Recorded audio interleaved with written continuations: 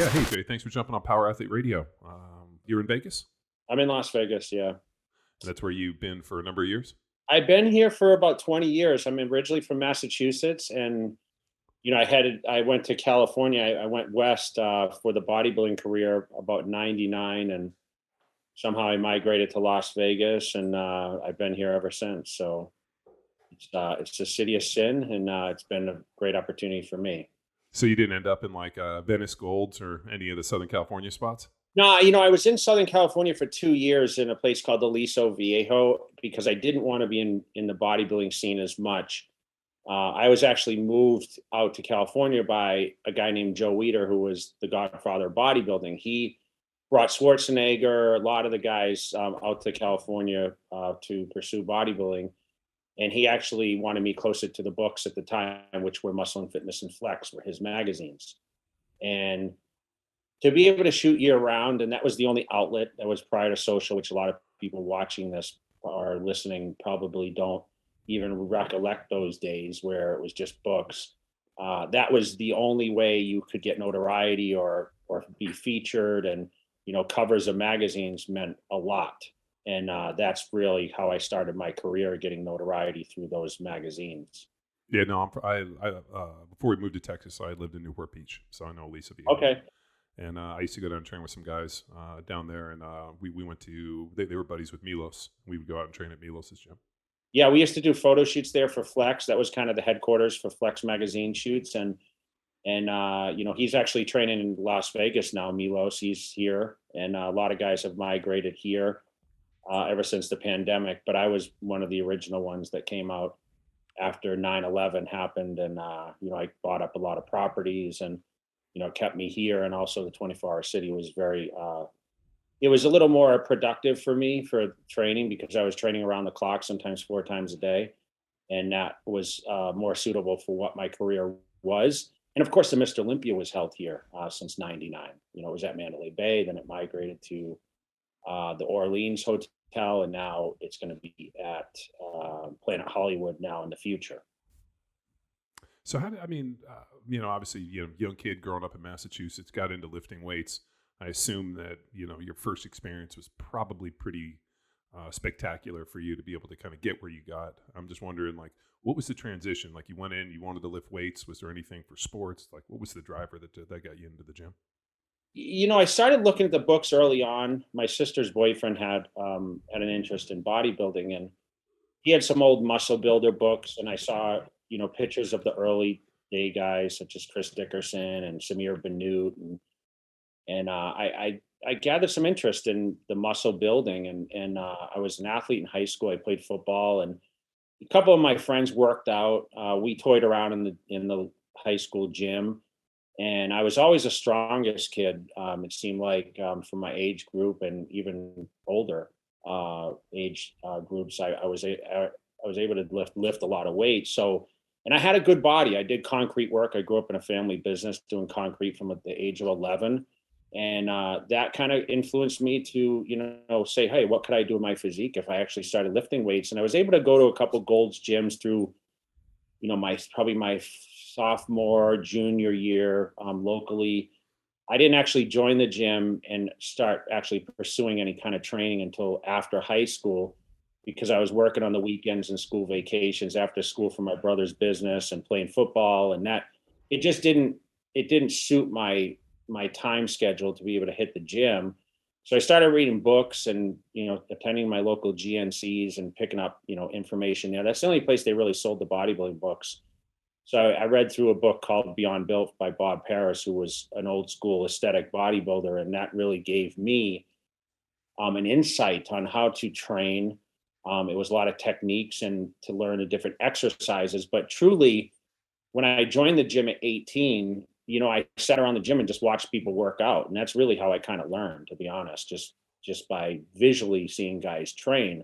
And of course, the books told the story also, where you could see the workout routines in there, and you try to make those guys come alive in there. And even the women's routines. I mean, I followed the women even in those magazines because they were very relevant then. And that's how I learned. Was there a coach that really helped unlock the power of execution? So not just reading and following 3 sets of 10, really focusing on this to accomplish what you wanted to? Yeah, I think early on, guys, I had people in the gym that were very motivational, and I watched how they worked out, and there was a few guys that kind of took me under their wing and showed me, hey, this is how you squat, or this is foot placement or whatever. But it wasn't until about 6 months into training, the gym owner of Gold's Gym, Andy Stratus, was, he was noticing my progress. And I was going to college at the time around the corner, and I would train like 8 to 10 at night. The gym would close at 10 o'clock. And, they started to take notice at the gym, and, he's like, man, you have a lot of potential. So he was able to, there was a show on ESPN2 called American Muscle Magazine, and it was owned by Lou Zawick, and it featured like a lot of talent, it covered bodybuilding events, especially on the West Coast. And, our dream in Massachusetts is to always go go west when you're stuck in the snow and the crappy weather. And I used to see these guys on the beach in the books and, through this show, American Muscle, and living the life out there. And, he took notice in me, Lou Zawick, and he started calling me and giving me motivation. And then fortunately he linked me up with a trainer his name was Chris Aceto. He lived in Maine. So it was about 2 hours from me. And Chris actually came down and took a look at me when I was about 18 and a half, and, wrote out a meal plan for me just as a favor, kind of to Lou Zawick, and because he was kind of a figurehead in the business. And, I progressed very, very, very quickly then. And then Chris became like my lifelong coach pretty much through my career. I mean, he gave me, nutritional advice. He dieted me for the contests, and he was definitely kind of the backbone of knowledge that taught me how to achieve the best physique and learn my body with the food that I ate.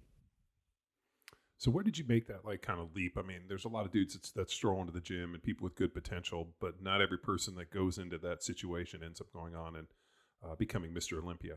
And in preparation for this, I went back and was just watching some of the stuff, and I didn't realize like the trials and tribulations and how many times, and like how long it took for that ascension process. And like, it was interesting for, seeing the commentary of people being like, oh, he should give up. And you just kept coming at it and kept coming back. So I wonder, like, where does that tenacity come from? And more importantly, like, how did you make that leap? Well, just to give you guys a little perspective for the people that don't know exactly, I started training at 18. I turned pro at 23, and I won my first Olympia at 33. Okay. I was in my first Mr. Olympia at 25, and I started placing second when I was around 27. And it took me that many attempts. I mean, people know the story. If you look into bodybuilding, probably the most publicized battle was between myself and Ronnie Coleman. And I was second to him 4 times. And I had a year that I skipped and I did not compete. But,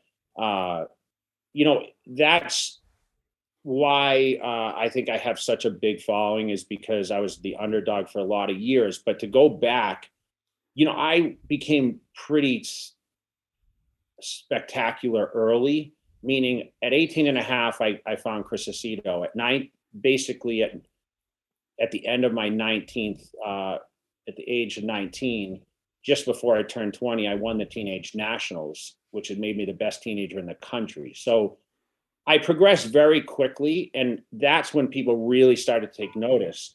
3 years later, I was chasing a pro card, and my first attempt, I won that, which it's tough to do. And then, going into the pro ranks, it took me a year or two to get my rhythm, and I was winning pro shows by the time I was, 25 years old, and then, qualifying for the Olympia. And then, like I said, I landed second for the first time when I was 27. I mean, I was 15th in my first Olympia. Then I finished 8th the next year, and then I was second and never looked back from there, being second until I was able to win the title.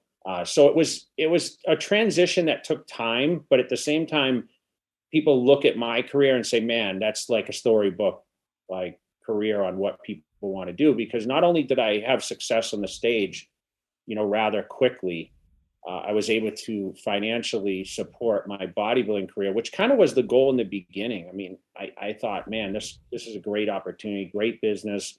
I was mentored by Joe Weider, like I mentioned. He taught me about investing money, and that it was short lived. And, I had planned to be retired at 30. I'll be honest with you guys. Like, I always said that, and you go back and there's pieces in the books where I said, by 30, I'll be out and focusing on my business ventures. And, by the time 30 came around, I was, contracted so well, and I was still in the midst of a great career. And then, of course, winning the Olympia at 33, and I stepped away at 40 and retired for good. But there was a lot of years in my 30s, which I feel is the peak age for a bodybuilder at this age. You're not your best until you're probably your mid 30s with maturity and the muscle density, and that gave me the opportunity to have a lengthy career, but also a very successful and healthy one, which is the key at this point. No, I mean, that's probably the one thing that which is really interesting, and that's what I was also curious on the training side. Like, how did you avoid these big injuries? I mean, looking at what's happened to Ronnie, I think Ronnie got some bad advice on that back injury and that back surgery, and I think he's had maybe some people around him that weren't giving him good information. But how did you really avoid those injuries and really create that longevity? I mean, you came back at 40, which is kind of unheard of. So, Yeah, for me, I did have an injury late in my career, but I always trained with a lot of volume, and I had short rest periods, and I never broke weight records where, you see these crazy videos of Ronnie training so heavy, although he says his injury stemmed from an early football injury. And myself, I was a football player in high school. I didn't play in college like he did, but uh, I think my training did save me a lot because of the high volume, meaning I did everything at 12 repetitions. I didn't go extreme heavy. I just worked to fatigue the muscle as much as possible. So it was short rest periods. And, I did a lot of tissue work, and I did a lot of stretching, and I spent 6 hours a week in tissue work pretty much through the high points of my career. So you're talking, from 2000 all the way through when I retired at 2013. I mean, I was in 6 hours a week of tissue work, and really stretching fascia and keeping the joints, uh, you know, keeping the joints from putting too much pressure from tight tendons, and having that mobility when you train, because people don't realize as you build muscle and you tear muscle fibers, you're gonna develop scar tissue, and that scar tissue is it's gonna keep you from being pliable. And a muscle gets bound up with constant tearing, where you got to keep that muscle loose enough so you can continue blood flow and nutrients in there, and have the mobility, especially in your shoulder joints, to be able to move your shoulder joints correctly as you train. And I think that's really what was a huge part of my success. So that's I would say that I attribute a lot of that. But listen, everyone's genetically different. I mean, we all train different. People have injuries. I mean, people's shoulders get burnt out or knees. And I have to say, at 48 today, I still have zero restrictions. I have zero joint pain, um, no real nagging issues, which is rare for someone that trained at the highest level for so many years like myself. Do you see that approach adopted today? Are people taking that extra tissue work, mobility, stretching as part of their programming, or is it's still set reps and that's the I mean, focus? I think some people do, but remember, it takes a lot of finances to do that, and you have to think the long term. And I mean, you hear about the stories about how Kobe was so focused on keeping his body in check. You hear about LeBron James spending $1 million a year on his keeping his body in check and through the off season, and it just never stops. It's around the clock. So where I think too many people focus just on the time they spend in the gym, it's what you do outside the gym too. And I think a lot of it's hydration. I think a lot of it's the nutrition, how you eat. And you see a lot of even these fighters now have adapted to better diets that have allowed them to perform at a higher level, but not only when they're on top, but walking away. You take a lot of risk. I mean, you push your body to limitations, especially someone like me who naturally was, I was 200 pounds when I graduated high school at 18. At my peak, I was, 300 pounds in the off season, and 55, 260. So, you're above what you're today. I've settled at about 230. And like I said, I mean, I'm still actively training and doing cardio on a daily basis. But the most important thing is my nutrition, and I still keeping my body prime. And I think that's the key. So when uh, I'm like 6'6", and I mean, just my background, I played in the NFL for 10 years, and I think at my heaviest I was probably like 320 something, and it was way too fucking heavy. I mean, I played best about 305 pounds. Was there a point where, you know, you hit 300 pounds? Because I'm younger than you by a few years, but like I was always a fan of bodybuilding. I remember seeing Dorian Yates on the cover of Flex, and I was always, like, you know, the Olympia, and seeing the battles between you and Ronnie. And I remember seeing you guys come out, and it was like like the changing of the tides in terms of just mass, and just these 300-pound dudes coming out that were shredded. What was the one thing that kind of struck you in the off season where you were probably 300 plus pounds, where you realized like, holy shit, dude, this isn't easy? You know, for me, I'm going to be honest with you. It was never that strenuous to be that weight, because even dieting down for shows, like you, when I say I was 300 and I cut down to 255, surprisingly, the last couple of weeks is when I would drain a lot of that fluid. So I would dehydrate, and I would land at that 255 for a very short window. But I was, 270 prior to cutting fluids, which it seems like a big water drop. But, when I was drinking up 2+ gallons of water a day, that's really what, I had to cut that down to basically zero. So a lot of it was fluid loss, and then to retain the fullness of the muscle. And so for me, it was a pretty easy weight to maintain, but the diet, I would say, was the hardest part, meaning I was eating 7 to 8 meals a day. And I was eating upwards, 3-4 pounds of meat. I would eat 20 egg whites for breakfast. I mean, you talking when you were 330, I mean, obviously the height is much different, me being 5'9". So you can imagine a stockier guy, I was more wide than I was tall. Sure. And that's the misconception. People always like, I thought you were taller, because when you see someone so big in the books, you think, oh, they have to be tall, especially when you mention a weight, right?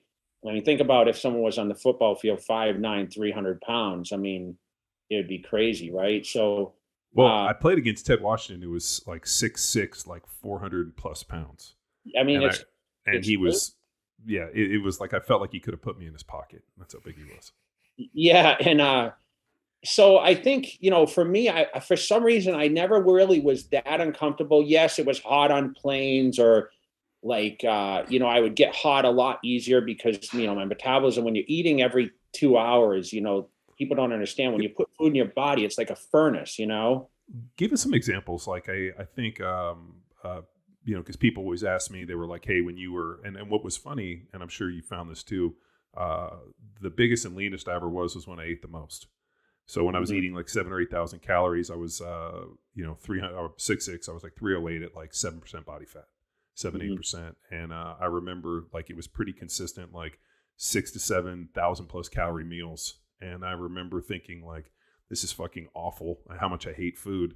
But then all of a sudden, when you cut the meals back, all of a sudden I wasn't nearly as lean and couldn't carry as much muscle, which is so counterproductive. So most people have no concept of what it's like to eat that much. So just give us an idea of like on a daily basis, what you consumed in that. Yeah. So like you said, it's like putting coals in a fire, right? So the more you feed it, the bigger the flame, the more heat you get, right? So that's really what I try to tell people, is the people that eat once a day or twice a day, like your metabolism's dead in the water. Like you're not going to lean out that way. So that's why we eat. You mean you're against fasting and like this somehow magic where if I starve myself and eat one meal, I'll be shredded? No, you're definitely going to drop some fat, but to maintain and to build muscle at the same time, you have to have that consistent flow. So, sure. I mean, fasting didn't exist in my era, and you never even heard of it in yours, right? Supermodels.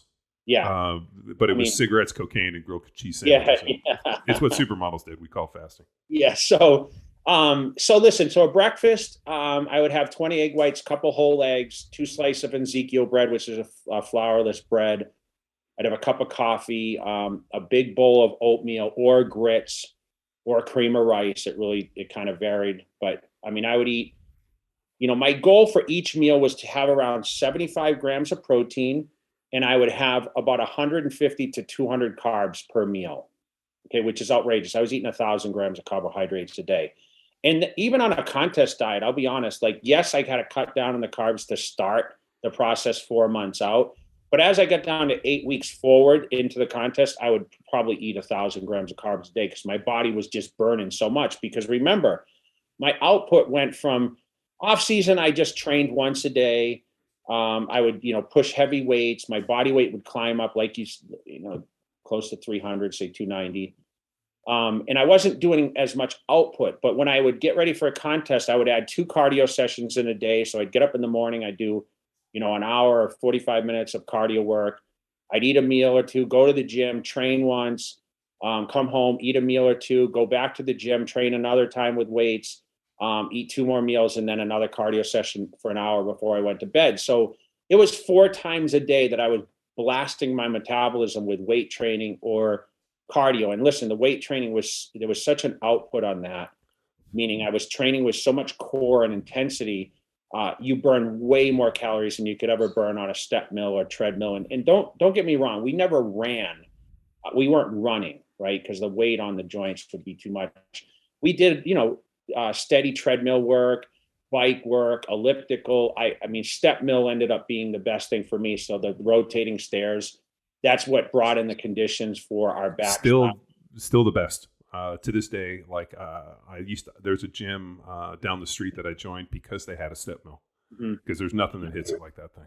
Yeah, I mean, I have it in my garage. I just this morning got up. I wake up pretty early still. I was up at about 5 o'clock, and I hit the stairs, for about 15 minutes, and I did 15 minutes of bike work today. So I do 30 minutes now. And then I'll go work out this afternoon, and I'll do another 30 minutes after training. So I'm still doing cardio twice a day because I'm still trying to keep my body weight down.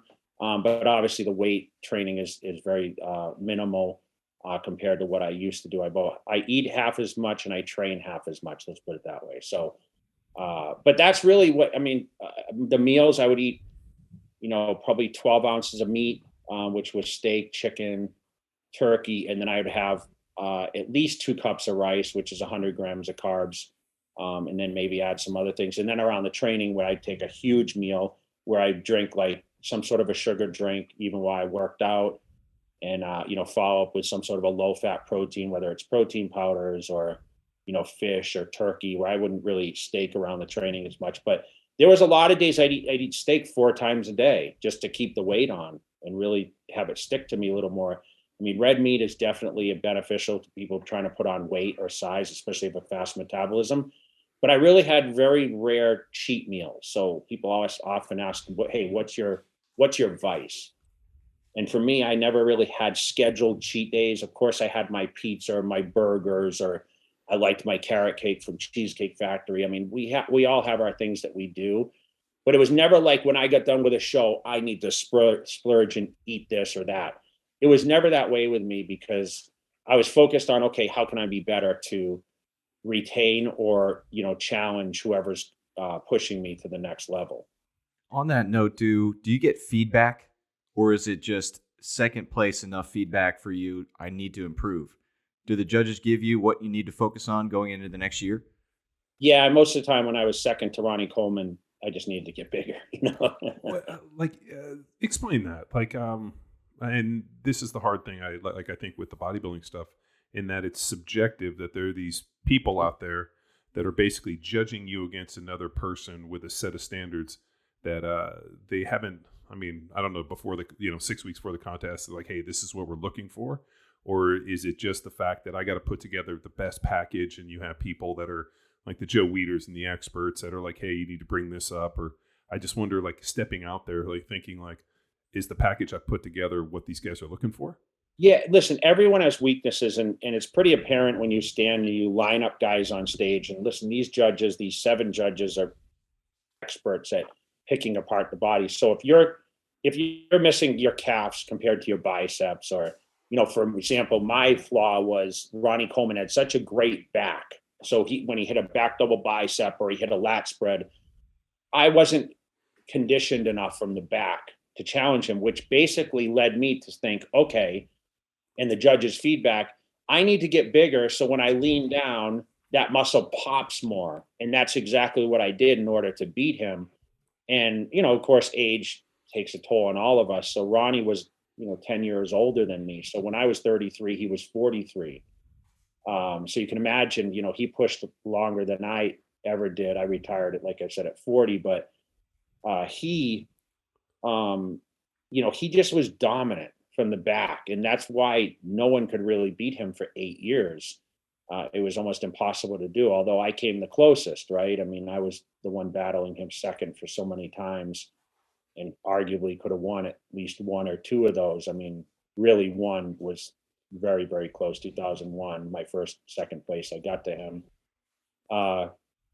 It's condition, it's condition and holding as much muscle as possible. Two different bodies. I mean, it was comparing myself with him. I mean, he was a little taller than me. I felt I had better condition from the front side, a lot of shows, but he was better conditioned from the back. And this whole thing, as the judges say, the Olympias won from the back side. And that's where he was dominant for so many years.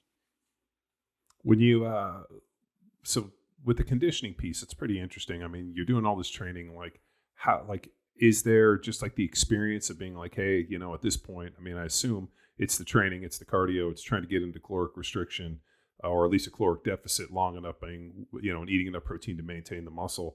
Like, how long would it take for you to get into it? And was there, you always hear about bodybuilders talking about how dark it gets, where you're hungry, you're thirsty for days on end.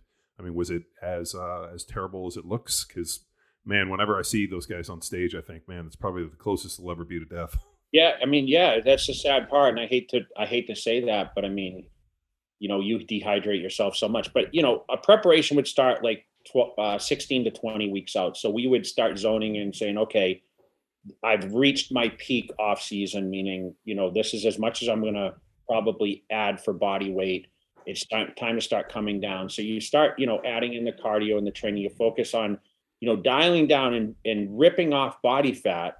I competed about 3% when I got down into shape at about, like I said, 255, 260. So for me, I would take the first 4 weeks to fall into the groove. So at 16 weeks, then take 16 to 12 weeks to really start watching things come off. And then once you get down to about 8 weeks is when you really have to start, okay, things are starting to really show and process. And then of course, the last 4 weeks is like, you're pretty much ready, but you might have a little bit on your hamstrings that you got to get, or the lower back, or sometimes people, it's the lower abdominal. I was always ripped from the front, so I never had issues. Where it was my lower back and around my hamstrings is really where I need to dial down. So I would manipulate the calories during that time. And of course, start, tracking the water, cutting down on the sodiums, and just making sure that my body waking up every day was peaking better and better each day. You're going to have great days and bad days, but not to fatigue yourself too much and maintain as much, like I said, as much muscle as possible, where the last week is the torture week, because you have to basically manipulate your carbohydrates and your proteins, and you train up until 3, you have no energy. And then once you cut that water, like it's like death, man. Like you lose all sense of any kind of sensible things around you. Like your mind doesn't work right. When you're very dehydrated, you get a little loopy.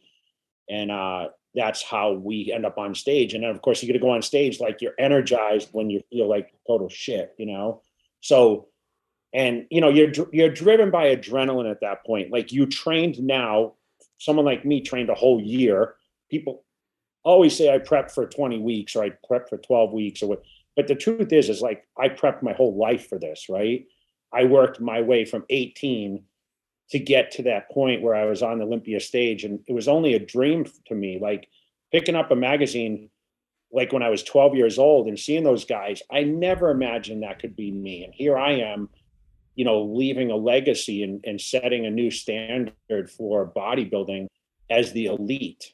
And to imagine still to this day, being who I am, to know that I have a place in the history books for bodybuilding to the end of time, and people, I don't know how many years we'll talk about, my legacy, and it's pretty unbelievable. I mean, I have a crazy office. I'm looking around right now with the awards, and all my trophies are sitting. The Mr. Olympia trophies are behind me, and I look at them every day when I walk in this office and think, man, I can't believe I did this.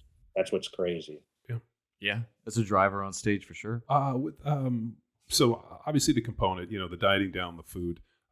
We talked a little bit about the training. It was like never less than 12 reps and, short rest periods, 30, 60 seconds. How long would each workout really last? And what was the split that you used? Was it one body part a week, two body parts a week? Like, how did you necessarily attack it? And what was the volume? Were you tracking volume, total sets? Or how did you necessarily get to where, or was it to the point where I was like, fuck, I can't do anymore. I got to go. Yeah, so I did, like I said, I did everything at 12 repetitions, like 4 sets of each exercise. So if I was going to do a flat barbell press, I would do that 4 sets, then move to the next one. I would do probably 6 different exercises. So I would do 20, 25 sets per body part. That would take me, because of the short rest time, 45 to 60 seconds. I mean, I could get through that in about 45 minutes. And I was probably in the gym, I would say an average of an hour, especially like I mentioned, I was training twice a day. So I would do sometimes 2 body parts a day. So say I did in the morning, I went and did chest. I would, rest 5 hours, and then I would go back and train like triceps. And that might only take me 30 minutes because it's a smaller body part, but I would still do 20 sets or, 25 sets depending. My split was always usually 2 days on, 1 day off. So I did 4 weight workouts over 2 days. So I would always need a day off. So it's a people think that bodybuilders train 7 days a week. We actually need rest days to recover. You're going to grow outside the gym. And that's why the diet is so important around the training. If I wasn't eating the meals, I just wouldn't train. Like, say if I had a family emergency, or I got stuck on an airplane, didn't have food with me, and I ate twice in 1 day and I was scheduled to train, I wouldn't train that day, because it's not beneficial. You're not going to have the workout, the performance. You're not going to have the recovery. It's better to just take a rest day. So those days happen, but you have to stay consistent with it. And that's why, like, I had that schedule: 2 days on, 1 day off training. And I might, I would do back 1 day, legs 1 day, say chest and triceps, and I do shoulders and biceps another day. So it was about 5 total days a week I was in the gym for weights. Well, I wanted to get in. We sent you some questions earlier before the show, and I want to get into the importance of having an adversary. And did that help you to motivate you? Were you friends alongside Ronnie? Or was it this extra spark that really kept you going when the days got dark? Yeah, I always wonder, it's kind of interesting as you go through your history and you look, it's kind of intertwined with this battle with Ronnie Coleman. And I always think that, there's probably great bodybuilders, but they don't have that individual that's pushing them. So they're not necessarily remembered, and so how did that part play into it? Yeah, listen, he was my idol when I came into this. Ronnie Coleman called me when I won my first pro show, the 2000 Night of Champions, and he was the Mr. Olympia at the time. He had already won 2 titles by that point, and he was my idol, man. So he called me, and he congratulated me, not knowing that a year later, 2001, we'd be battling 1-2. I don't think he expected me to come up that quick. And from then forward, we traveled together. We spent a lot of time, and I would watch his videos and I would look at his magazine articles, and, no one trained like him. No one was built like him.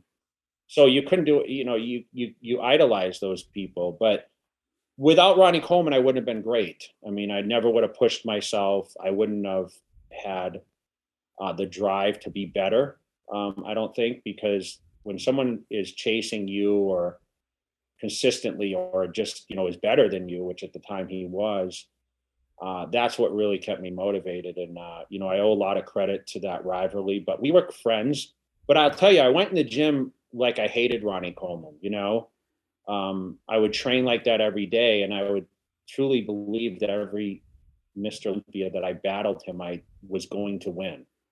And people thought I was crazy about that, but there's no way you can prepare fully and correctly if you're not like, I'm going to win this contest. I never thought about defeating or accepting second place, or, 15th or 8th, of which I finished prior.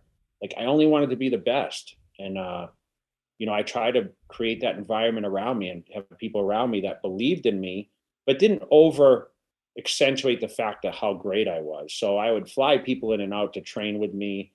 I would mimic a lot of things that Ronnie did in his videos or his workout routines in the books. Because listen, it worked well for him. Heavy training, T-bar rows, for example, to increase my back deadlifts, which I didn't necessarily do through my whole career. I was able to incorporate those things, and that gave me motivation. So I would hope he would feel the same way. I mean, me being second consistent to him, I'm sure kept him on his toes. And I truly believe he knew he was the greatest at that time, and probably never thought he'd be defeated. And I was one of the fortunate ones to be able to do that. But at the same time, I always mention kind of felt bad beating him in 2006 when I won the title, because I idolized him so much and I respected him so much. And I knew how much he loved bodybuilding. Like I said, we traveled a lot of weekends together. We did guest appearances together. That's what was so cool, is the magazines built us up as such rivals. But we had so much fun on the road together. We'd go out to the clubs and we'd eat to dinner together, and we would train together. And we had a lot of laughs. And, those are memories that I don't think will be replicated, because there's not that consistency 1-2 competition anymore. And I don't think the guys travel like that for guest appearances as often because of social media. Like everyone has their own YouTube or, doing stuff on Instagram or TikTok or whatever else, these platforms. But, it's definitely changed the landscape of what, the guest appearances of bodybuilding is. Well, I think that social media has given rise to, before you would have these individuals that had to go prove themselves and, win something and be significant to be on the cover. Now it feels like anybody with a camera training in a gym can be, as big as they need to be. You a big TikTok guy? Yeah, I actually do a lot of TikTok. Okay. I got a great community on there, and I do a lot of instructional stuff on TikTok. So I know it started off as like people dancing and music and yeah, I was wondering what's the Jay Cutler Dance? yeah, so a lot of my stuff's instructional. So I say, hey, this is a tricep push down. This is how I do it. This is a technique, and this is the area it builds. So a lot of mine's instructional, but yeah, there's some funny stuff on there. I do some, I was dancing, in the gym. I had, my fiance kind of rubbing up on me while I was trying to get serious about a set, and people like to see that stuff. I mean, the most popular TikTok is my quad stomp challenge. So basically, I'm known as 2009. I came out and I hit my leg and it had all these striations on it. So I kind of recreated that, and I said, let me see your best quad stomp video. And, people try to mimic that. It's very, very popular now, especially as time goes on, like the Jay Cutler quad stomp, because I came out there and shook the stage and, I had crazy striations. That's one thing I was known for, is the striations in my leg. So people try to mimic that. Even today, I'm looking at, these guys on stage competing in these shows the last few weeks have tried to replicate the quad stomp, but I'm the original quad stomper. Do you think that they're doing it justice? No one's going to top my quad Nice. stomp. What I'm always interested when because this happens in football, it happens in professional sports all the time, where people look at different eras and think like, and they argue whether or not Wilt Chamberlain could play in that era, and the same thing happens in football, where but you have a guy like Tom Brady who's now had like 4 Hall of Fame careers, so it's like the guy can play in any era. What about in bodybuilding? Like when you look, I mean, obviously you'll see pictures of Arnold who, you look in like your era and others, even though the physique was still very impressive, like you see this evolution. I wonder, because we were at the Olympia this past, what was it, a couple weeks ago, and it just curious to know, like, as you sitting back looking at it, having done that, like, what's your impression? Does Ronnie Coleman step on and you step on in any era and win, or is it evolved? Has it changed? I hate comparing it. It's I'm kind of like the LeBron MJ comparison. I'm sure they both can't stand it. And how the truth is let's be real. I mean, I'm going to tell you, as a 4-time winner, if you said, okay, tell me who the greatest bodybuilder of all time is, I'd say Ronnie Coleman. If Ronnie Coleman competed in any era, he would beat all these guys. There's no question. But who would be the second guy that would, dominate like that? And I would probably say, Lee Haney or Dorian Yates, or, and Phil Heath is another guy. I mean, we don't really talk about him because he's still fairly new and winning his 7 titles. And I mean, I just think that, everyone has their own place. And I don't really, I hate to make those comparisons, you know? I know. That's why I asked you, because because people do hate it, and like it's why Michael Jordan put out the whole The Last Dance. Yeah, the Last Dance deal was because he felt that motherfuckers were forgetting who he was, and like these other guys with social media, and he put that out specific because he wanted the next generation to remember exactly who he was. I think he was more threatened by, they started calling LeBron the GOAT, right? And I think that's really where Jordan said, hey, let me show this new generation. And here we are. It was 18 years later or whatever that he had to show, hey, this is what went on, and you missed it. And listen, I'm thankful I got to see the Jordan era. I mean, I had the Jordan, poster on, on the wall. And I remember the first day the kid came in 5th grade with the Air Jordans on and thinking, oh my gosh, I can't believe this kid, number one, can afford these shoes. They were $100. But I remember seeing, and I have those original Jordans, the collect. I have a ton of Jordan ones, but no one will ever do what he's done. Like he's the GOAT. There's no one that's going to brand like him, or I don't care what anyone says. I mean, he's just kind of he set that tone, right? But bodybuilding, I mean, to go back to that, I mean, we all have our eras, and Arnold's the king. I mean, let's be real. Arnold's just, he took this thing to another level. And that's what impresses me more, is like what Arnold was able to do after bodybuilding, and, still to this day influence people the way he has. Like he's still influencing people, which is crazy at 74 or 5 years old. Yeah, no, I mean, he got to be governor. He was, movie star. Then he get into politics. I mean, the way he extended it was pretty amazing. Yeah, I don't know if anybody's necessarily done that. It's not everyone's goal, but listen, bodybuilding only paid basically nothing back then. It was $500, I think, for the winner, where today it's 400,000, which in standard is not a ton of money for being the greatest at what you do. But I mean, at my peak, I won 200. That was the most I ever won. So it's double what I ever was able to win. And we never cared about the money, to be honest. I mean, it was more about the elite title, because you could do so much with that. And to this day, I'm still benefiting off what I was able to achieve on that stage. Do you still do a lot of appearances and travel around? Yeah. Tons. I mean, COVID sidelined a lot of FaceTime. The next scheduled one actually is around the 21st and 22nd. It's in San Diego. And of course, there's a lot of restrictions there with the vaccines. So I imagine the limitation is going to be a little less, but it's kind of nice. My international things, we're very, very big overseas, and but I get a lot of requests. I mean, already 2022 is looking to be a pretty busy year, and I'm active on social every day, so I'm just doing a ton of YouTube. I have a podcast, and I do stories through the day, and like I mentioned, the TikToks, I'm on everything, Snapchat. Still trying to be like 25, acting on my food, and it's fucking overwhelming. Like I remember I got invited to go to a charity event, and for Steve Weatherford, who's fucking punter. Oh yeah, Steve.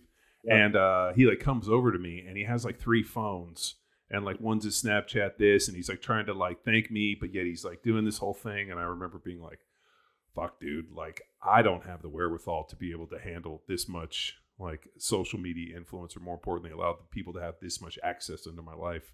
And I was like, okay, cool. And he was like off like by himself in the corner. And I'm like, man, it just felt really overwhelming. Yeah, he actually does quite a bit on social media, but it's an era that some of us grasped and some didn't. I think, letting people inside your life is something that really made me very successful. So I had DVDs, which were my early social media. People don't even talk about DVDs anymore, but Ronnie and I would have these DVDs, and we would film in our off season or preparation for these shows we release every year. And that's how we let people inside, like, hey, this is the person I am. This is what I do. This is what I drive. This is how I eat. This is how I live. And that really gave people that insight and let people follow you. And then, of course, we were able to adapt to social, which, in 2012, I made that transition when the magazine started to die off. And, it's been the opportunity to really kind of interact with your fan base. And and motivate people. And the really cool thing about what my career has given me is, beyond all these accolades you see in the room here, man, the motivation, like the mail I get every day, and the messages saying, I picked this up and I got this from you, or I'm motivated by what you do. So I feel obligated now to post out the media to keep people. Some people wake up every day and say, I wonder what Jay's doing. Let me see what he's doing. And if they see me on the treadmill or the stairs or whatever, they're like, man, I got to get my ass on there. So that's what's really cool about what we've done and what we were able to achieve, to have that influence, the positive things in people's lives. Did you ever get the opportunity or the call from, let's say, a Stallone to make an appearance in Expendables or any feature film? You know what? I was working on, this is a cool story, actually. So 2009, I won the Mr. Olympia back. I had lost the title a year prior to Dexter Jackson. And I was approached by a producer that was working on the Hercules script, okay, which The Rock ended up doing later.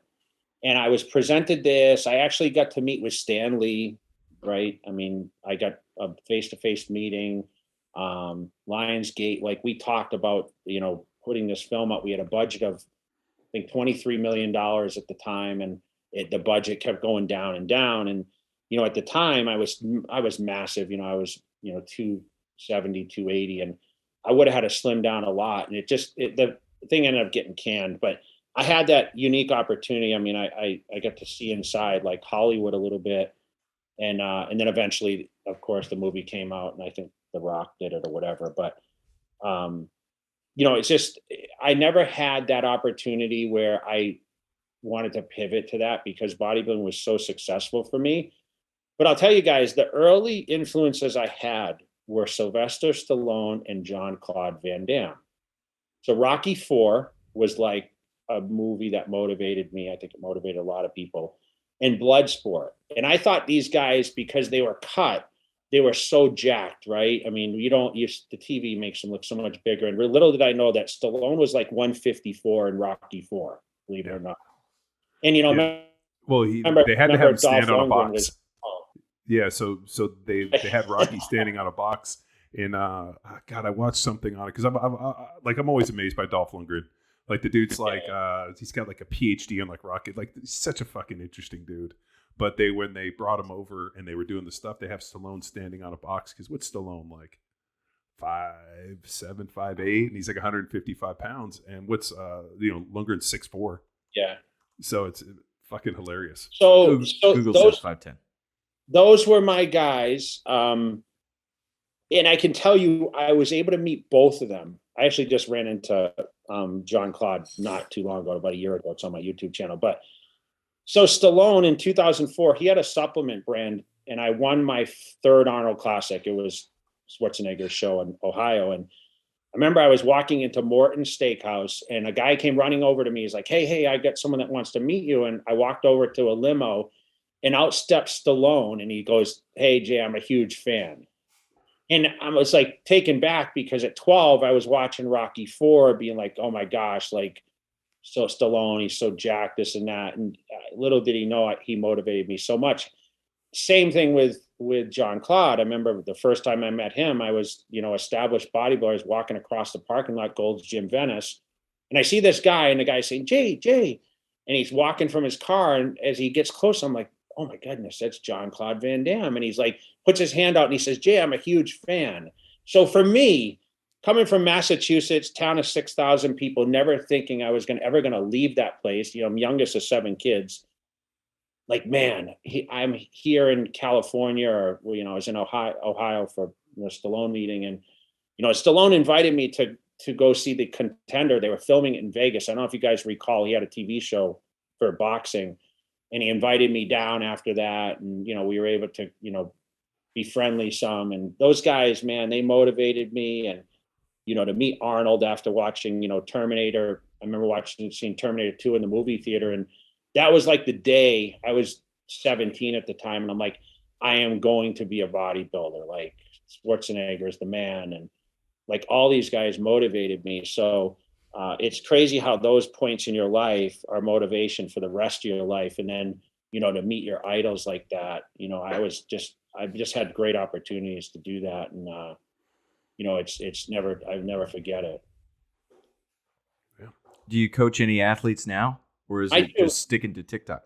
I do some coaching. I don't do like on the higher levels. I mean, I advise a lot of guys, like, with their careers and what direction they should do, and what decisions sometimes they come to me for advices, but I don't manage anyone. I mean, it's hard enough to keep control of my life, but I do help people with nutrition and training, and people flying. Sometimes they work out with me. I do.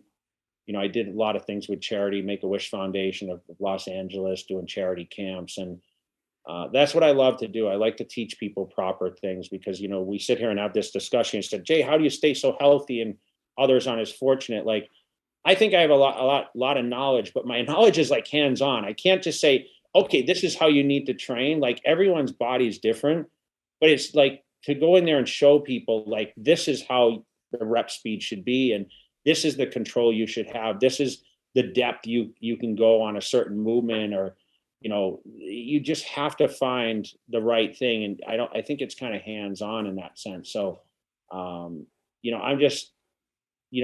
feel I have that much knowledge, and, I think I can continue to spread that knowledge. And I think that's what you look for later in your career, where you realize, okay, I'm never going to bodybuild again competitively. So you have to find those things that motivate you every day. And, waking up, you can only put so much time on yourself. You want to influence others too. What, man, it's kind of been a trip. When we were out at the Olympia, one of the bodybuilders died, and then another guy just passed away. It seems like, a lot of bodybuilders are kind of dropping like flies, and kind of use a bad cliche, but like seem to be passing away. And here's a situation where, you're probably as healthy, if not healthier, than any of these guys. I mean, seeing someone like the guys, like once they retire, aren't able to kind of keep it together. I wonder or is it the fact that they were so extreme in the lifestyle that they don't have that competition? They kind of go from 0 to nothing, whereas you've continued to still try to keep it at a very high level. Yeah, I think, listen, everyone's going to, like I said, be predisposed to genetic makeup, right? So, I mean, I don't know with some of these deaths. I mean, there's a lot. I mean, there's more.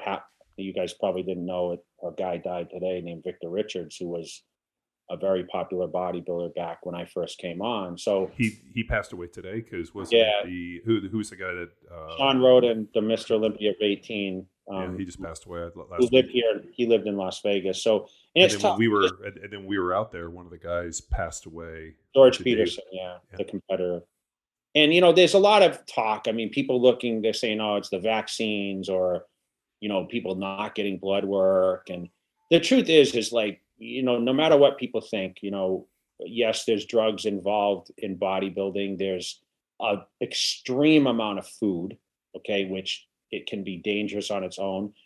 We talk about the dehydration process. We talk about, we just talked about that. Oh, you're walking the line of death, right? I mean, the truth is just people, I mean, unfortunately pass away, right? So I don't know what the factors are as far as like why these guys are knocking off, but the truth is like a lot of people pass away in their 50s or 40, it happens, right? So I don't think until we know the factors of each, to speculate why or how, but I was always careful as much as possible to monitoring my health. Like, I never had high blood pressure.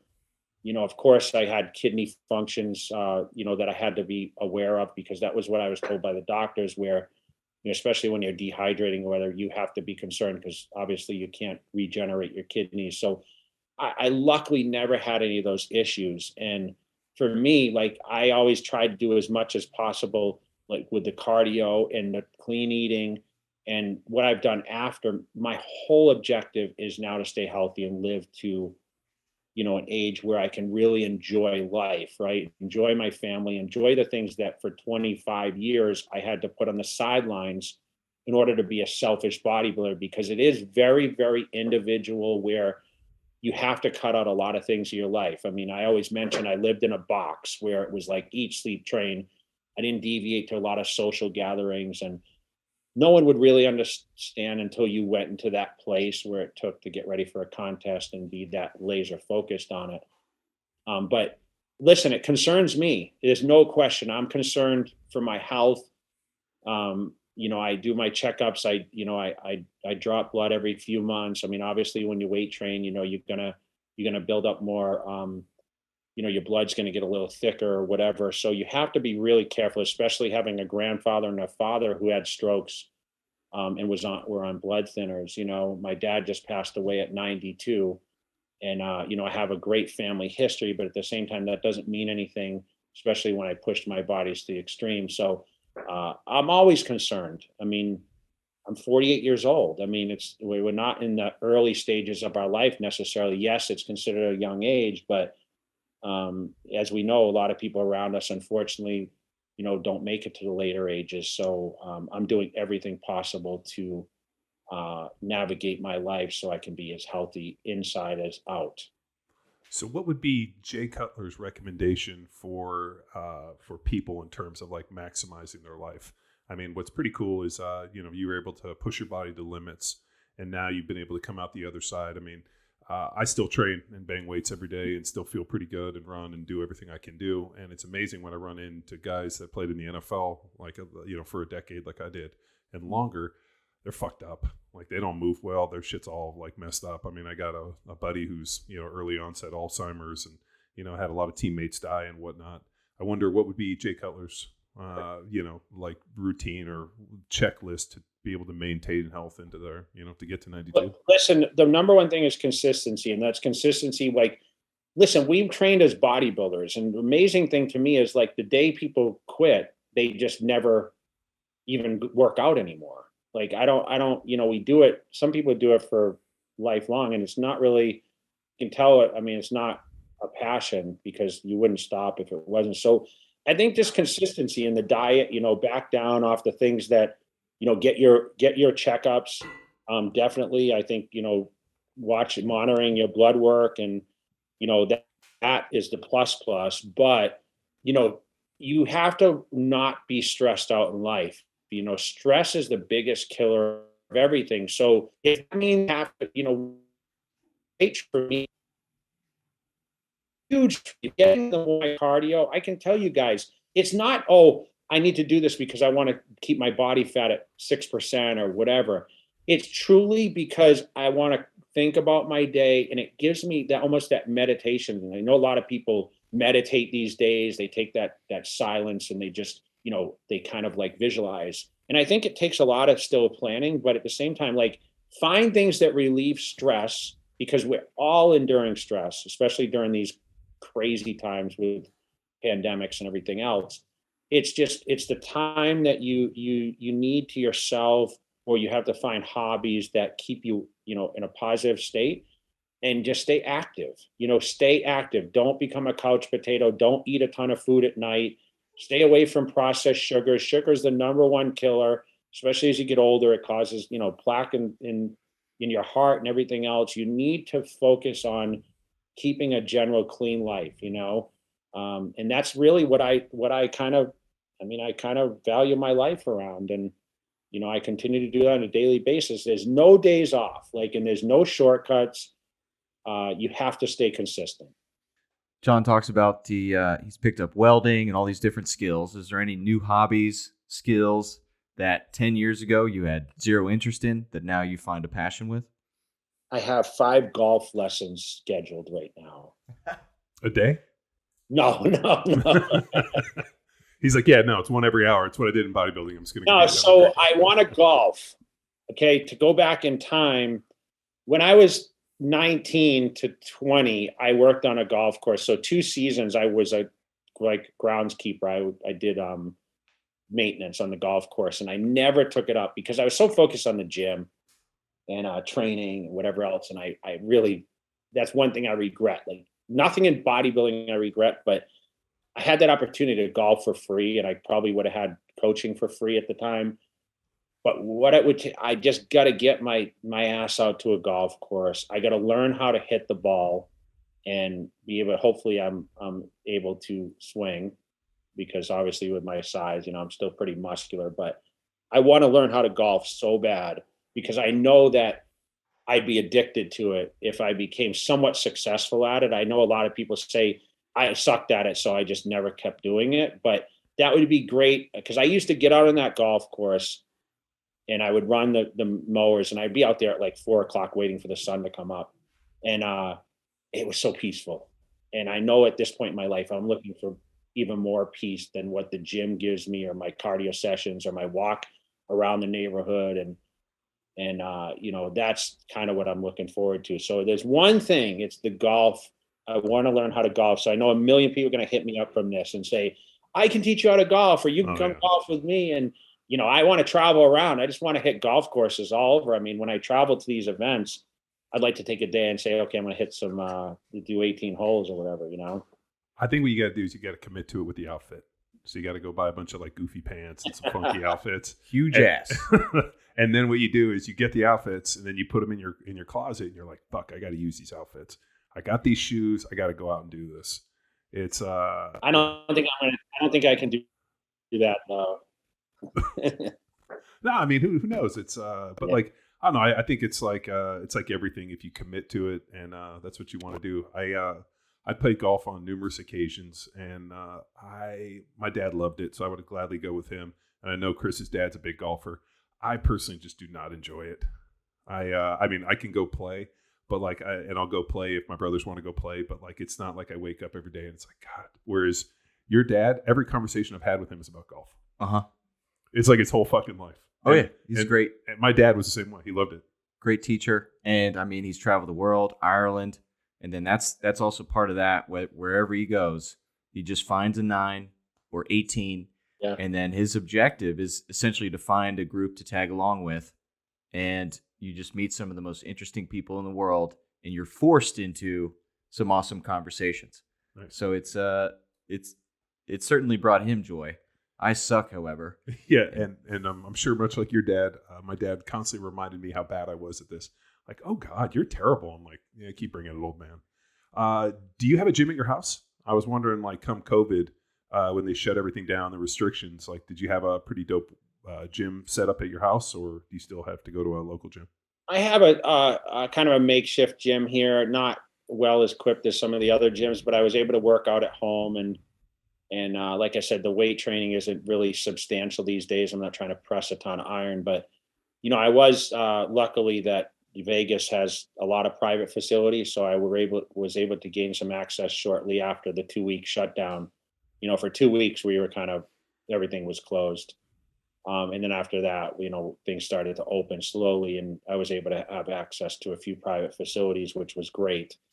And, I like I said, I do most of my cardio at home in the morning. I stretch and then I'll go hit weights in the afternoon. I just love to go to a public gym. I like to go. I have a lot of gyms that are very quiet and I just love to have that. It brings me back to that place. Like I still love the training. I mean, I'm not planning, like I said, I don't miss the stage as much, but I love the training aspect and I love to see other people making progress or sometimes the questions I enjoy. I enjoy like trying to give knowledge to people. And I think me showing face in some of these gyms around Las Vegas is great for the community and, it gives people motivation. What part of the stage did you hate? I watched a video of you where I think your girl was shaving your back and you were like, oh God, if only I'd never shaved my back. Like, I was wondering, like, is it like the tan spray things? I mean, I was wondering, like, is there anything where you were just like, fuck, if we could just get rid of this, it'd be okay. Yeah, the tanning thing was hard because we had we paintbrushed it on. It now they spray it on, but most of the time now it's done at the contest. They have groups that do that, but we used to have to prepare at home, so it would take days sometimes. And the anticipation is what I didn't enjoy as much. Remember, we weren't scoring touchdowns like you guys or knocking people out or that's the decision is kind of like it's very subjective, right? So if the judges didn't agree your look where you thought walking into a show like you were your best ever, it's all who you stand next to. And, sometimes it's the judge's favoritism towards, a reoccurring champion. And, I was blessed by some of those things. I mean, there's always questionable victories and losses that we go through. And, I was victim sometimes, I felt, and sometimes, other people may have thought they were victims of that. So, but in the end, it's the judges that make that decision. So it's not the individual athletes. And that anticipation was the hard part. Like, am I going to retain, or what is my placing going to be? You work your ass off to get to that point, and you think you're at your best, and you got to just let the chips fall where they are. And not everything is always going to go in your favor. So more than less, the things went in my favor, but I don't miss that part. Any drama like chasing the judges out, trying to wring their necks after the show, or backstage fucking punching a dude, or just like I imagine when you probably are that hungry and that thirsty and that tired, and then a bunch of dudes that are fucking on the edge of this whole thing.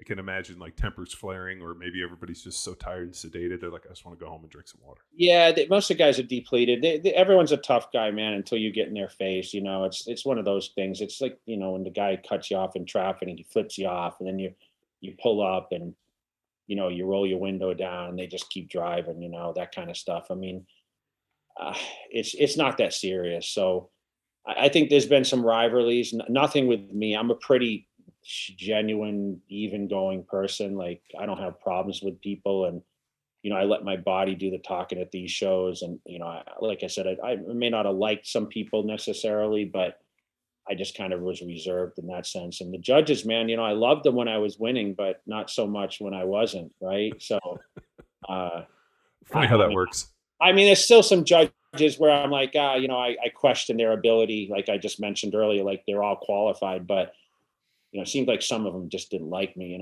So a couple quick questions with cardio and the invention of the iPad. Like, if I want to do 45 minutes, I can zone out on some Game of Thrones. Yeah. Like, back then, was it just you and your thoughts, or did you find a way to focus or just watch sports on TV? I had a Walkman. Which, do you remember what a Walkman is? Oh yeah. I tried to go buy one on fucking eBay the other day, and they're like $400, and people want like $25 to $50 for cassette tapes. Yeah.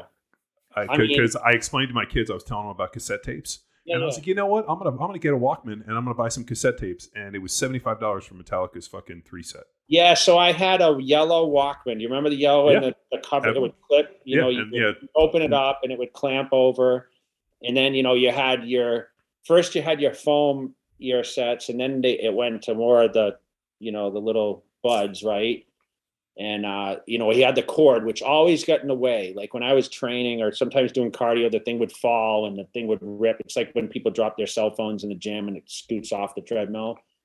I would listen to music a lot. At the time, I would say the most motivational music for me was actually trance music, like something that was like constant flow. And I felt like the nightclub partying or whatever, which wasn't really one of my things that I did. But so you're a big EDM guy, like raves, like you were in Vegas at the raves. Yes, well, no, I mean I've been to EDC, but once I went there. But how can you not go to a Vegas club? But dude, I've been to plenty.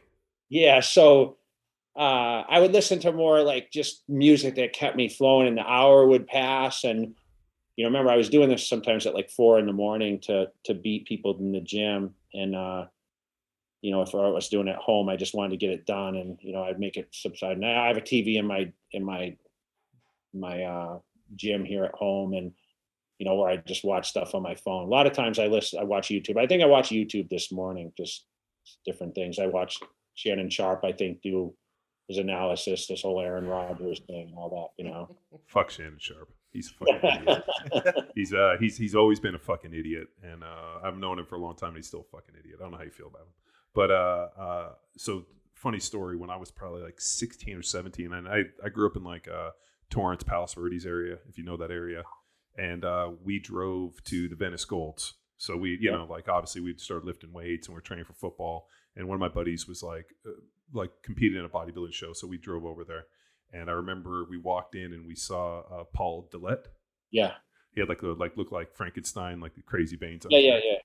and he was walking on a treadmill at probably like 1 to 2 miles an hour. So slow, right? Right, like at like 1 degree of incline. Yeah. And I mean, we fucking trained, like we used every piece of equipment in the gym. We tried to lift every dumbbell. Like we must have been there for a better part of like 3 or 4 hours. Like we just were like, fuck it, we're here.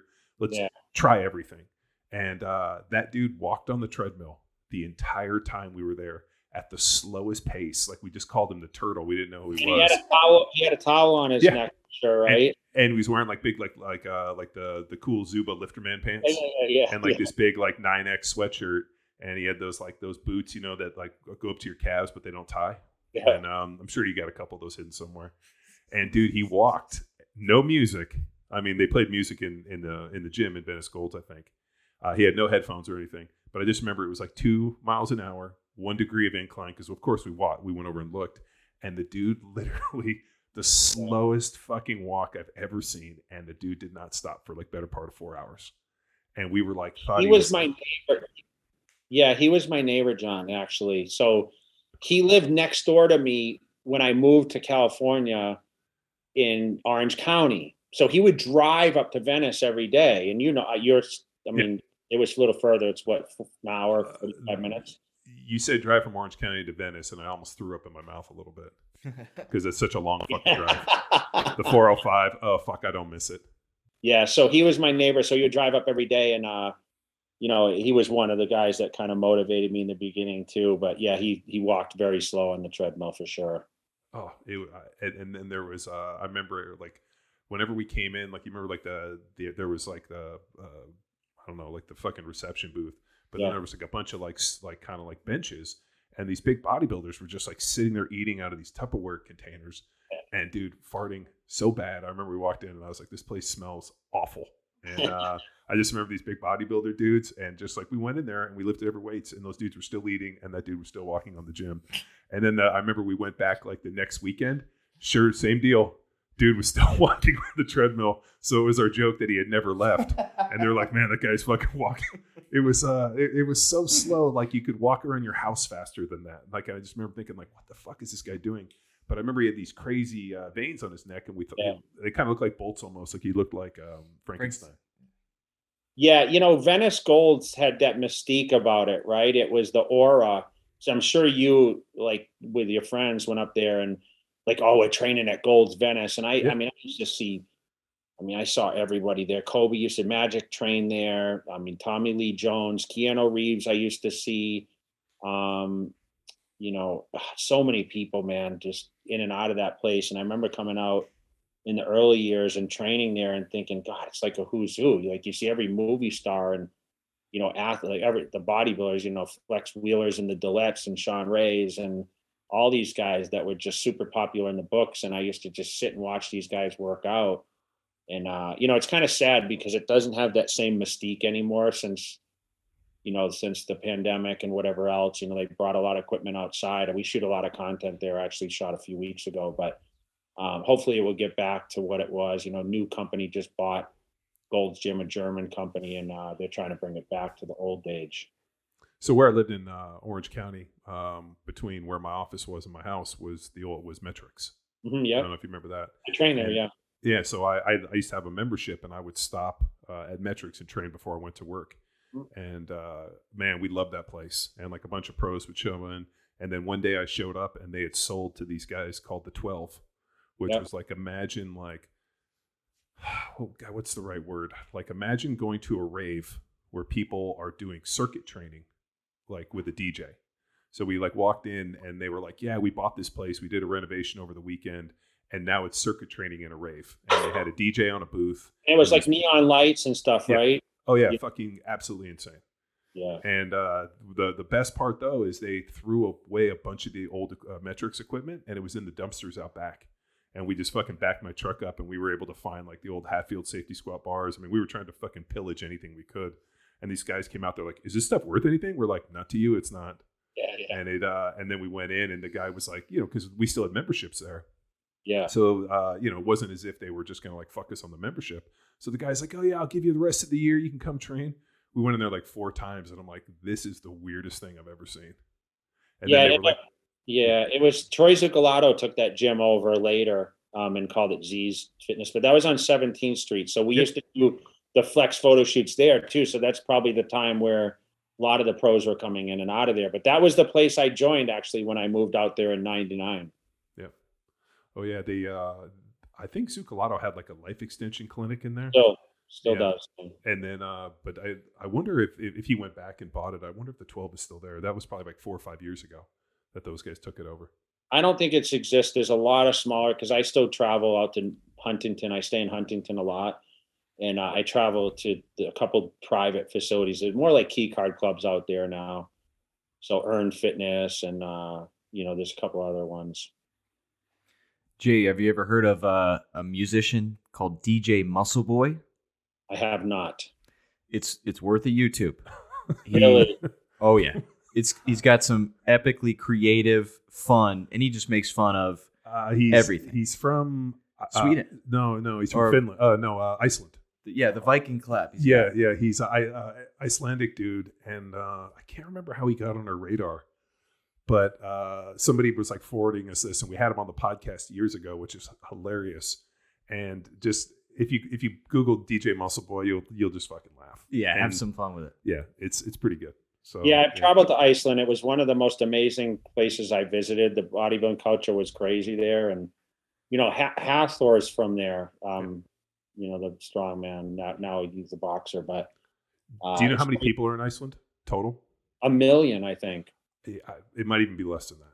I mean, if it was 1 million, it was somewhere like I remember Matt Vincent was telling me it's like it might be between like 750 million people, and it's I mean, what an amazing place. 366,000 as of 2020. So less than 400,000. I thought it was 1 million people. Yeah, maybe they lost some. But yeah, the fact that like Hathor and all these like CrossFit chicks that are from Iceland, like it's pretty amazing, like the genetic pool they have going on up there. Yeah, it's a beautiful place to visit though. Oh yeah, whenever you see, like at least for me, like whenever I follow like, different tags on Instagram, like adventure and, some of this stuff, and you'll see these pictures come up, and as soon as you see it, you're like, holy shit, and it's always Iceland. Jay, do you have any bucket list travel locations? Like I'm Northern Lights, like I'm going to Iceland at some point, but like a couple other places on the list. We've been 24 countries for seminars to teach, so pretty well traveled as well. But is there any place that you want to go you haven't been yet? Thailand and New Zealand. Those are places I want to visit. So ironically, do you remember a dude, Bob Sapp, big fighter, big black guy? Yeah. So Bob's one of my oldest friends. He was like in my wedding when I got married 10 years ago. And Bob actually lives in Thailand. I talked to him probably like 2 weeks ago. And now he owns like a wildcat preserve. And he like collects wildcats from around the world to live in his preserve because he's fucking obsessed with these big felines. And he's like, you got to bring your kids and see these big wild cats. I'm like, so then I got him on FaceTime and with my daughters, and they were like showing him these crazy cats. And now every day they're like, when are we going to Thailand to visit Bob? I'm like, oh, fuck. So. Yeah, I mean, he was very popular in Asia, Bob Sapp. Yeah. I mean, super popular. So it's not surprising he ended up there. We were in Tokyo, or we were in, was it Osaka or Tokyo with him? And we were stuck in traffic, and he got out of his cab with us. And I imagine that's what what it was like for like when the Beatles, when they came to America, or like what a boy band concert was like. I've never in my life seen a eruption of people, like a fucking mass hysteria, to the point where we were like, we got to get off the street, and just ran into a place. Like they almost had a fucking riot. And I didn't realize like he was Asian Man Time magazine. Like he was like Justin Bieber in fucking like the middle of Times Square. Crazy. Yeah, it was wild. Jay, you mentioned podcast. What is the podcast title? Where can people find it? And what can they expect? It's Cutler Cast. It's all over the place. YouTube, Spotify. Basically, I think we've done 11 episodes now, so we're in the early stages. But right now, I'm working on bringing on. I think my first guest is actually this coming weekend, which I'm going to have a surprise. But I've been talking about like lifestyle and just getting people in the mix a little bit about what's kind of happening in my life. And I have a guy that's kind of my co-host that's worked alongside me in the industry and everything. So we're gonna just feature whatever's going on, talk about general things, and try to bring on some interesting guests. Obviously, focusing on a lot of fitness people because that's kind of the wheelhouse of my following, that, people follow me there. So I'm excited about it. It's something that I never really done. I mean, I've done the YouTube stuff for JTV, but this is just another outlet that gives people a little more insight of my thoughts and processes on kind of what's going on in the world today, and my intake on a lot of things. Cool. Sounds awesome. So what's your TikTok, Instagram, all those good handles that people can go to learn more and follow you? At Jay Cutler. It's all verified. Instagram, Snapchat's at Mr. OJ Cutler. Twitter's the same, at Mr. OJ Cutler. Like I said, Jay Cutler TV, YouTube. My nutrition brand, Cutler Nutrition, or jcutler.com. You guys can find me anywhere. Pretty much, if I'm not the football player, you'll find me. Well, I find you much more interesting. I've never been a Chicago Bears fan. Well, remember, he was a Denver guy at first, right? I'm not a Denver fan. I played for the Chiefs and I played for the Eagles. So it's no, I'm just never. So Luke, who used to work with us, big Chicago guy, big Jay Cutler fan. So instantly I had to be anti-Jay Cutler and everything, which is funny because now I like Jay Cutler at post in retirement, especially after he got rid of that reality. Yeah, the reality told us. And then the guy just wants to live on a ranch and have animals and raise his kids. Can't be mad at that. Man. Yeah, so I actually like him a lot better. When he came on, I won the Olympia the year he was drafted. He was graduating from Vanderbilt. So we had a lot of comparisons. Of course, all the media starts looking up Jay Cutler, and I had the website at the time. So I had a lot of Sports Illustrated, and everyone tried to make these comparisons. Okay, how can we kind of intertwine these guys? And the tweets on Sundays became pretty taxing for me, because every time I knew how he was performing. And, listen, he was one of the higher paid quarterbacks, right? Yeah. I mean, he made a ton of money. And I think his talent, he never meshed well with the teams that he was. I mean, well, he never lived up to the billing. And yes. then the other problem too is he was not a big weight room or a big training guy. Like he was not so that's kind of irony a little bit. That you both ended up in the same deal, and you're like, maybe I could have given him a little bit of hard work in the offseason. Yeah, so I still get a lot of the comparisons. I still get the tweets. I'm still getting tagged in a lot of the stuff. But his social media, he wasn't really adaptive to social media as much. I think now, he's gotten more, like you said, relevant through the reality show and, kind of what he's doing now. So it's good to see people come out of their shells. Sometimes it takes time, and not being in the limelight that gives them the opportunity to people have different judgment, So well, I get to meet up someday, I hope, I think at some point it's nice to be able to control your own narrative a little bit. And I think as an NFL player, the team and the fans and the sports and everything that you're doing on Sunday allows everybody else to kind of control the narrative. And so it's nice when you retire a little bit to rebrand and just control your narrative and be able to talk about what you want to talk about and be more than just who you are. I would say on your own podcast as you're starting, have other people that are interesting in other ways and show people the range of who you are and what the discussions and bring on authors or people that are necessarily not in the fitness zone. So it just expands your genealogy and your reach. That's something that we've done where we've had people on where, Chris will be like, we booked this, fucking New York Times bestselling author, and I'll go read their book and have really interesting conversations on things that I might not necessarily been exposed to. So I think that's always been, pretty neat, especially with this podcast we've done. So just increasing the genealogy and who you know. It's great. Cool. Yeah, Jay, man, thank you for your time. I know it was a great experience, and congratulations on being inducted to the Hall of Fame. Yeah, it was pretty surprising, man. It was a pretty cool opportunity, because I think when I gave up there and it did my speech, I said, why me? And to be alongside with Marcus Allen and, Stephanie McMahon, which a lot of people know, and a lot of these other people that, have such great achievements in their fields, Billy Blanks. And, it's pretty cool. I mean, I watched Marcus Allen, in Sports Illustrated when I was a young kid, and watching, the Raiders when they were great.